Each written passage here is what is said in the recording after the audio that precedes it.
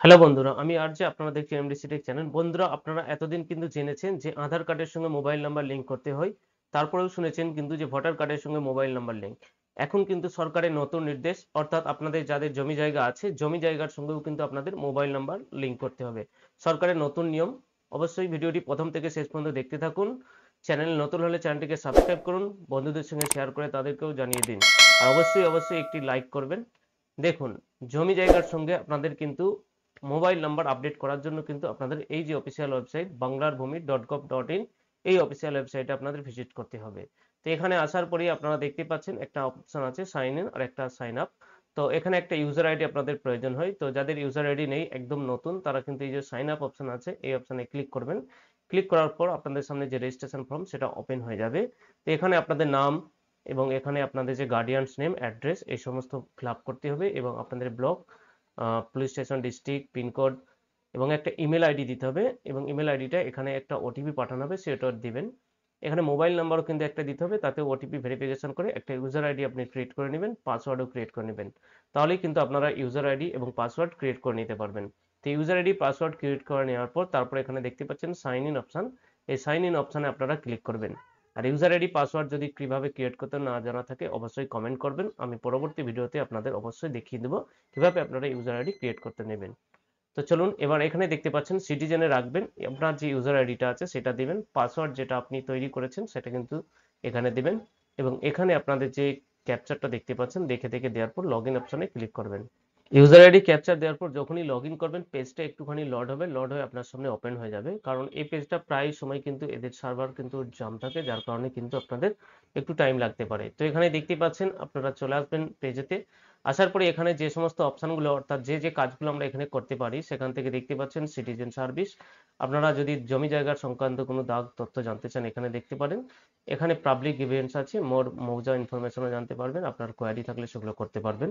তো যেহেতু আমি বলেছি যে কিভাবে আপনাদের কিন্তু মোবাইল নাম্বার জমি জায়গার সঙ্গে, অর্থাৎ খতিয়ানের সঙ্গে মোবাইল নাম্বার আপডেট করবেন, সেটা দেখাবো। তার জন্য এখানে সিটিজেন সার্ভিসে ক্লিক করবেন।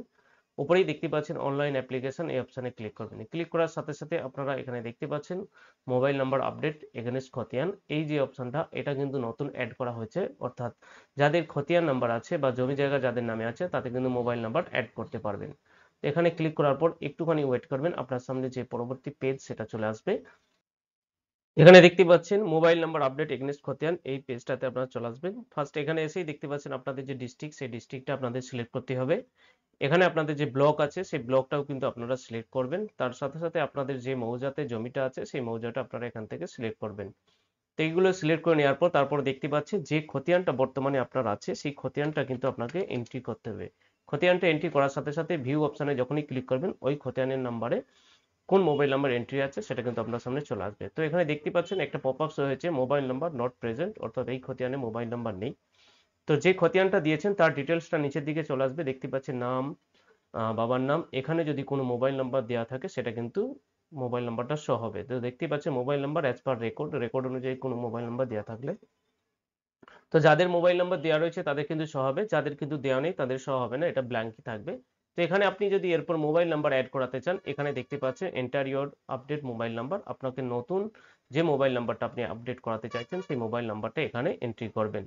তারপরে সেই মোবাইল নাম্বারটা দিলেন, সেটাতে একটা ওটিপি এখানে পাঠাবেন। সেন্ড ওটিপি অপশনে যখনই ক্লিক করবেন, আপনারা দেখবেন ওটিপি আসবে। ওটিপিটা এখানে এন্টার করবেন এবং এখানে দেখতে পাচ্ছেন একটা ডকুমেন্টস আপনাদের আপলোড করতে হবে।